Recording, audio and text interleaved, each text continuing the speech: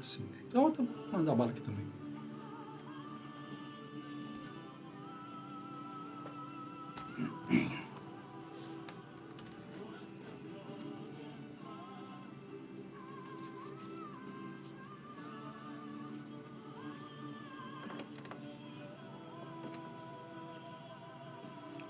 Você consegue colocar um versículo aí, Efésios 1:5, é difícil? Mas eu estava saindo.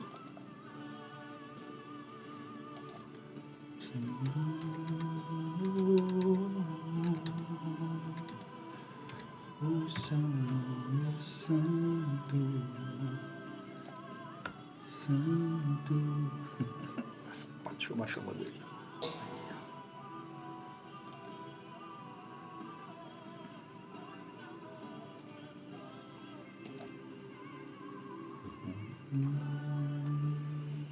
Conhecendo a Deus e o fazendo conhecido entre os homens. Paradoxos, paradoxos, paradoxos, paradoxos. Tá aí, gente, graça e paz. Boa tarde. Oi, crente! É a nossa hora. Oba, já deu a chamada lá também. Já tocou a trombeta lá também. Estamos também ao vivo também pelo YouTube também. Então essa é a chamadinha também. Olha a hora, olha a hora. Tudo bem? Boa tarde, gente. Quer cumprimentar o seu público? Tá aí, boa tarde para vocês, sejam todos bem-vindos ao programa Paradoxo com o Pastor Tex. Nós mesmo. O que é o paradoxo mesmo? São verdades escondidas, olá, dentro de realidades aparentes. Esse volume aqui tá muito carregado. É legal que o pessoal participando já, de uma forma ou de outra tá participando aí. Então tá lá. Quem gosta, segue. Quem segue, compartilha. E assim nós temos feito a nossa parte aqui, Ministério de Ensino, e isso é aquilo da qual eu nasci para fazer. Agora que eu vi que eu não acendi a luz lá, para pegar por aqui, será que eu consigo? Para a gente ter uma... Aí, essa luzinha que ela faz uma diferença para nós aqui. Vamos pegar aqui. Dá uma brilhada Quem sabe faz ao vivo, viu? Bicho, chama aqui.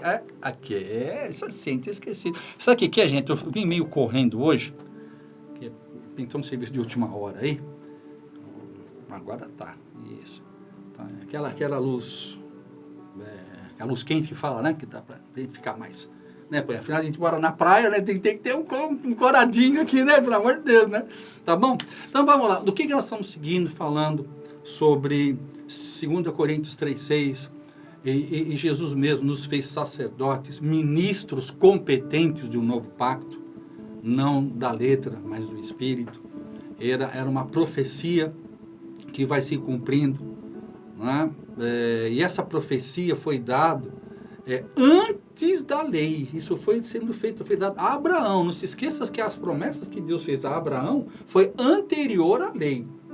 Primeiro Deus fez para Abraão, depois apareceu a lei, tanto é que Abraão pagou dízimos a Melquisedeque 400 anos antes da lei. Então você não vai falar que dízimo e oferta é da lei, que não é não. É anterior à lei. Tá? Então, porque falando ali das questões eternas. Tá? Tem princípios, mecanismos que são válidos por algum tempo, e é isso que nós estamos estudando.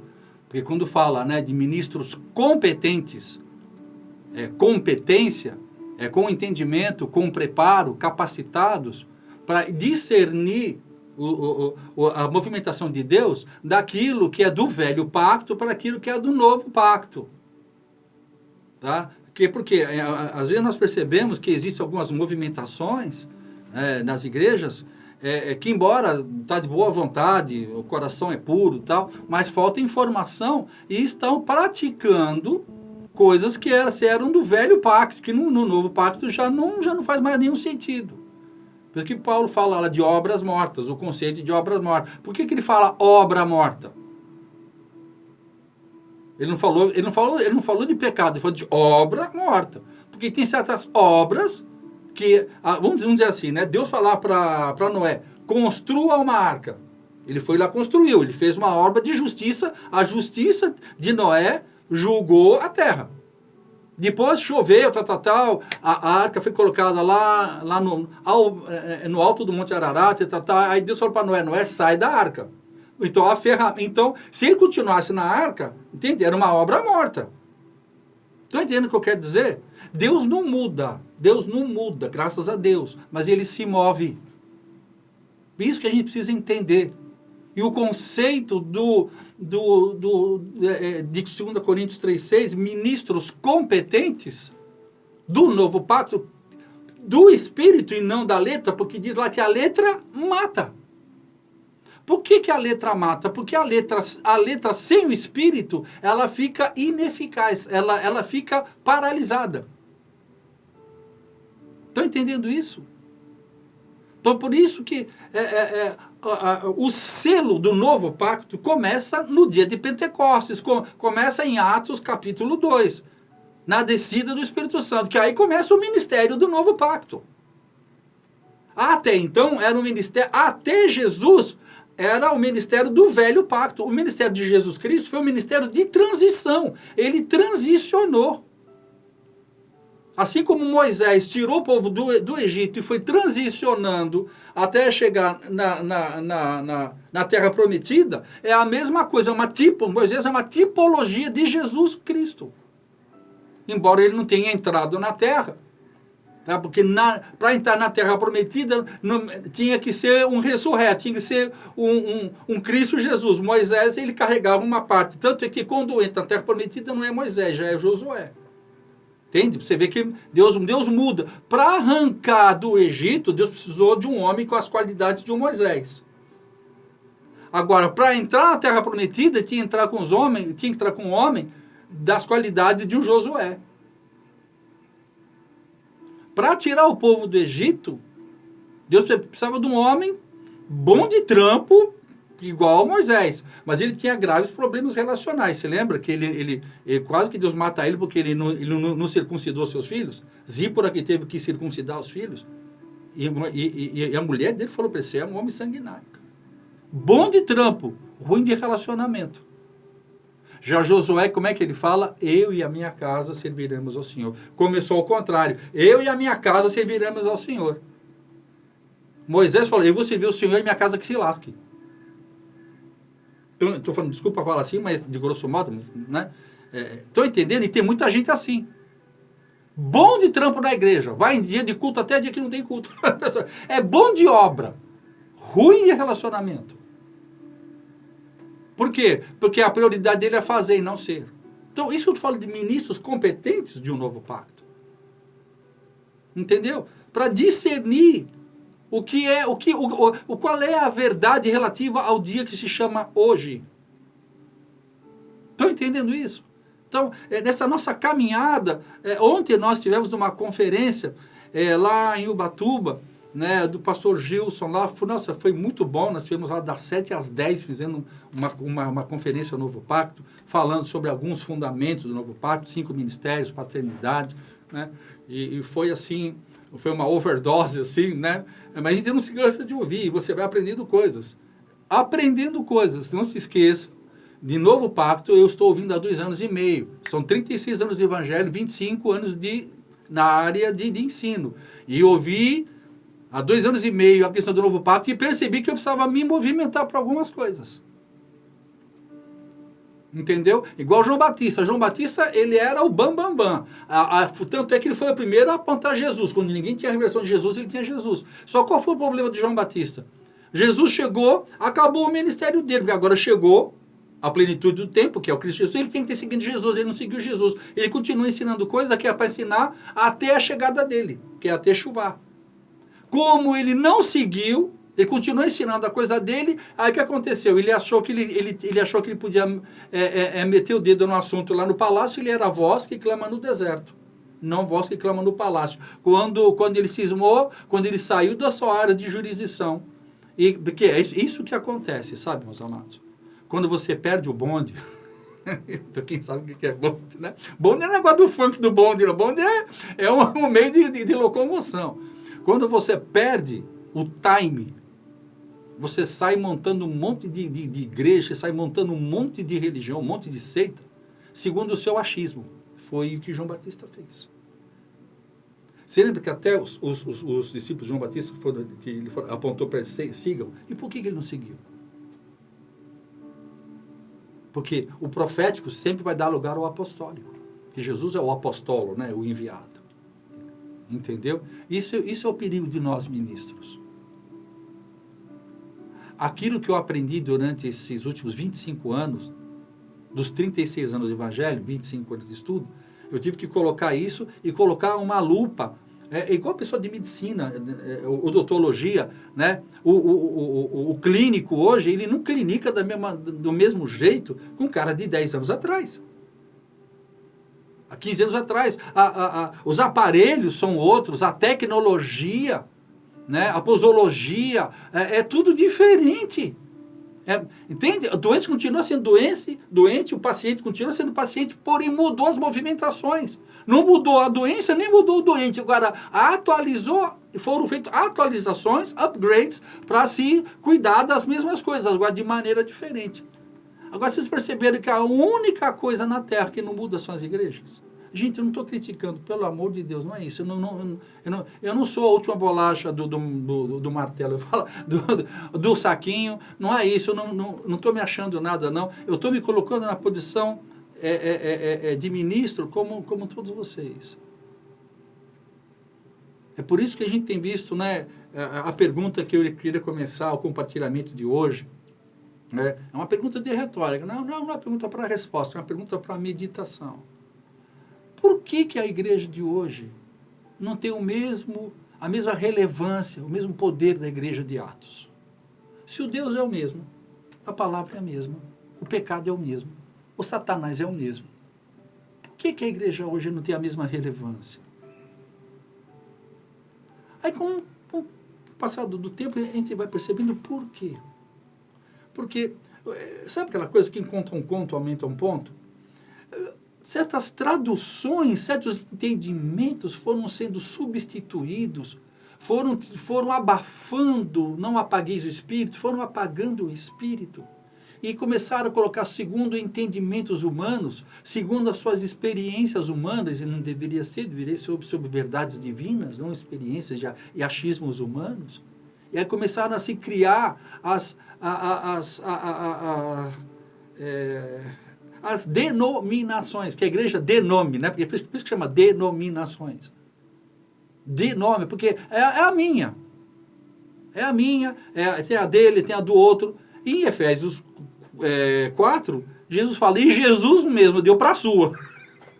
Ele falou, para a minha, você faz do jeito que você quiser a sua. Para a minha, tem apóstolo, profeta, pastor, evangelista e mestre, com visto ao aperfeiçoamento da igreja, para que não sejais como meninos levados de vento de doutrina, por todo o vento de doutrina, até que chegue a estatura de varão perfeito. Tá? Depois ele falou, você pode escolher a tua. Cada um pode fazer o que quiser. Satanás não tem a igreja dele. Qualquer um pode ter a sua igreja. A de Cristo Jesus é de Efésios 4, 11. De 11 a 17 e 18. Acho que até a gente vai mencionar alguma coisa. Então, a pergunta que não quer calar é por que a igreja não é tão efetiva? E não é só isso, mas uma das coisas é porque conhecereis a verdade vos libertará. Na tradução, foram perdendo o significado. Traduções erradas, significados equivocados. Estão entendendo? E é isso que é o grande problema. Então a gente está trazendo ao original, no original como está escrito, aí vocês vão vendo como está fazendo diferença. E é um dos assuntos hoje, ou o assunto hoje, que é ruiostesia. Né? O que é ruiostesia, pastor Tex, pastor Teixeira? O que é ruiostesia? É remédio, é comprimido? É pílula? Xarope? Entendeu? Ruiostesia é uma expressão no grego que está escrita na sua Bíblia, só que traduziram errado. E encaixaram, segundo tradições humanas, algo que era divino. Nós vamos descobrir por quê. Tá? Uma palavra que é parecido, que colocaram na Bíblia, é adoção. Mas depois a gente vai ver que a palavra que eles traduziram, que no original é ruiostesia, que traduziram como adoção, como perdeu todo o sentido. E a igreja, mais uma vez, caminhou para trás, em vez de ter caminhado para frente na maturidade. O primeiro versículo que eu quero compartilhar com você está lá no livro de Efésios, capítulo 1, versículo 5. Vamos começar? E nos predestinou para filhos de adoção por Jesus Cristo, para si mesmo, segundo o beneplácito de sua vontade. Isso. Então, aqui essa primeira parte aqui fala sobre filhos de adoção ali, né? Então, quando a gente pega a palavra adoção na língua portuguesa, qual é a mente que vem? Que pega para cuidar, tá? Então, essa palavra, a tradução dela para o português deve ser adopt you. Que é, tipo assim, você vai lá num lugar que tem as crianças lá, vai lá e pega uma para adotar, né? Deixa na porta da sua casa, né? Agora, no original, não é adopt, não é pegar para cuidar. A palavra no original lá é ruiotesia. Você lembra que nós falamos na aula passada que na Bíblia tem 3 palavras para filhos? O filho bebezinho, recém-nascido, é teknion. Tá? O filho infante, entrando na fase adulta, é teknon. Agora, o filho maduro, amadurecido, é filho ruios. No grego é ruios. Então, tem hora que na Bíblia está falando de teknion. Tem hora que está falando de teknon. E tem hora que está falando de ruios. Agora, na tradução para o português, virou todo filho, tudo é filho. Não. Que esse tempo, essas palavras dizem um tempo na vida do cristão. Por exemplo, voltando nesse texto de Efésios 1:5, e nos predestinou para ser filhos de adoção. Aí quando fala filhos ali, está falando de teknion, de filhos bebês. Tá? Ele nos predestinou para ser filhos de adoção por Jesus Cristo, para si mesmo, segundo o beneplácito da sua vontade. Ali está falando da salvação. Tá? A salvação é quando é o filho gerado, ele é o teknion, é o bebê. Ok? Agora, na sequência, esse bebê ele vai virar um infante, ele vai virar um pré-adulto, e depois ele vai sendo amadurecido e vai se tornar um varão perfeito. E em cada uma dessas fases vai mudando a terminologia. Estão entendendo isso? Então, tem certas coisas que você, por exemplo, quando você fala com uma criança, a gente fala quase com monossílabo, tem ideia a gente fala, tem aquele linguajar para criança. Depois, quando ela está adolescente, você já muda o seu linguajar. Quando ela chega na idade adulta, muda mais ainda o teu linguajar. Por quê? Porque o teu linguajar vai mudando conforme o entendimento da fase em que essa criança está vivendo. E assim também é na igreja. O problema, como não se entende isso, ela não amadurece a igreja. Então, a igreja, que devia ser um lugar de crescimento, virou uma creche. Por quê? Nós temos que ganhar alma, ganhar espírito, porque você não ganha a alma, quem ganha é a pessoa mesmo. Né? Sabe? Salvação, Romanos 10, 9-10, se com a tua boca confessares a Jesus como Senhor e com o teu coração creres, é a obra da salvação, que você gera um teknion. Mas não adianta você pregar o evangelho se você não der crescimento para ela, se você não cuidar dela. É a mesma coisa que você tem um filho, aquela mulher tem um filho, vai na porta da vizinha, deita a criança na porta da vizinha e vai embora. Você não gerou nada, você fez um absurdo, você cometeu um crime. Se você prega o evangelho para alguém e não cuida dela, você está sendo criminoso, falando no espírito. Está entendendo? Porque para isso que é a igreja. Para isso são as 5 graças ministeriais, apóstolos, profetas, pastores, evangelistas e mestres. Então, para isso existe. Esse processo, quem faz a pessoa nascer de novo é o Espírito Santo de Deus, quem nos convence do pecado, da justiça e do juízo. Agora ele nasceu, a criança nasceu, e agora? Agora ele vai para a família, e a família vai dar crescimento, alimento, e vai começar a cuidar dele. Tá? Então, por esse caminho, nós vamos trilhando agora. Tá bom? É o que eu falei, né?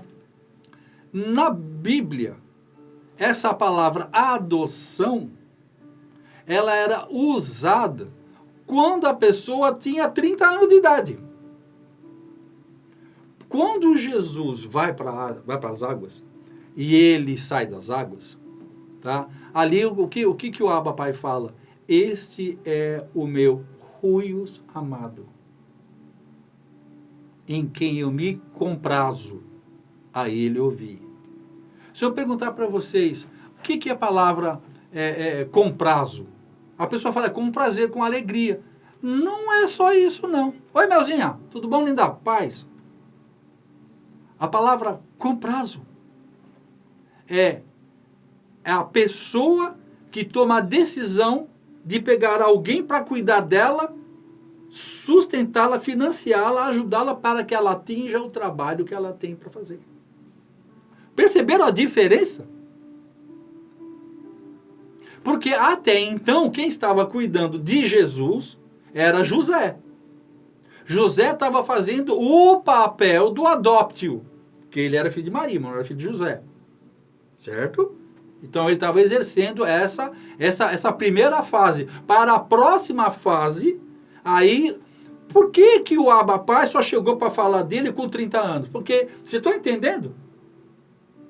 Por que o Abba Pai não falou sobre isso quando ele nasce?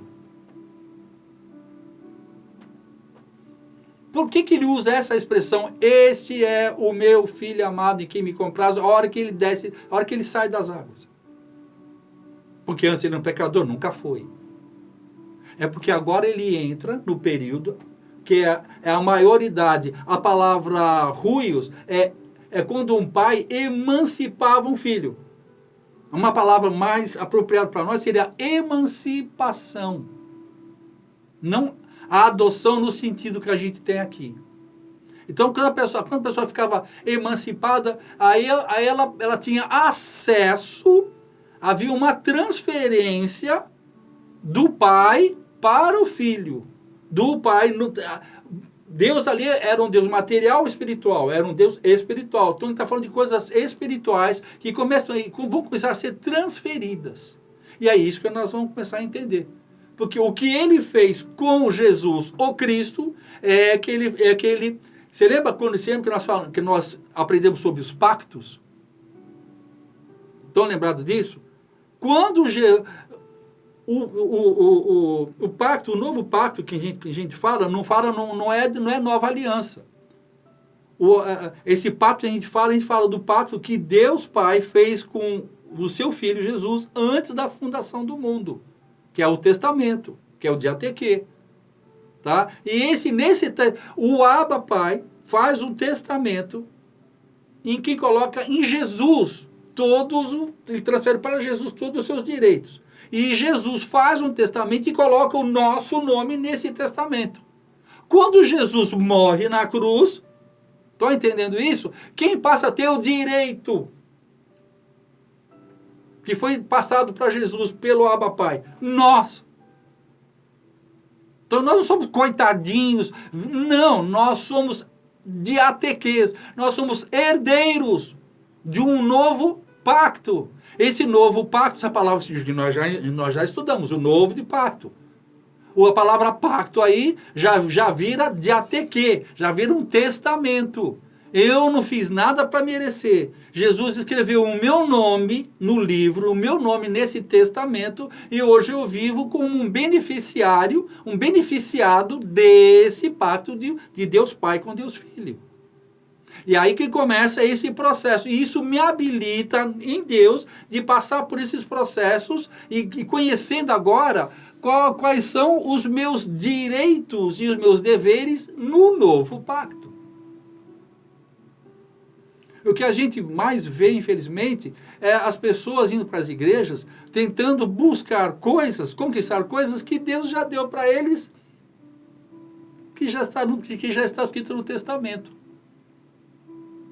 Então as pessoas estão indo para a igreja para tentar conseguir coisas para elas que Deus já deu para ela antes da fundação do mundo. Por que está escrito lá no livro de Efésios 1:3? Bendito Deus e Pai de nosso Senhor Jesus Cristo, a qual já nos tem abençoado com toda a sorte de bênçãos nas regiões celestiais em Cristo Jesus, e nos elegeu nele antes da fundação do mundo, para que fôssemos santos e irrepreensíveis nele em amor. Quando fala e nos elegeu nele, ou seja, ele pegou o meu nome, pegou o seu nome e já colocou lá no testamento.